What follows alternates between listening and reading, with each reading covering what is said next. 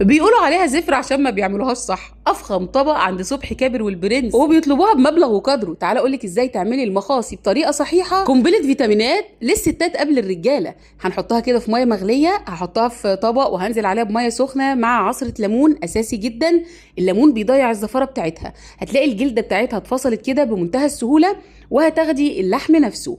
ده بالظبط اللي احنا عايزينه. وهي خطوه الميه المغليه، او في ناس بتديها صدمه يعني سلقه خفيفه 10 دقائق، بتخلينا نقشرها بسهوله. بعد كده بنقطعها حلقات. هنعمل لها التتبيله عباره عن معلقه من الثوم، معلقه من هريسه الشطه او الفلفل المفروم، عصير الليمون اساسي، كمون وكزبره وشويه من الشطه.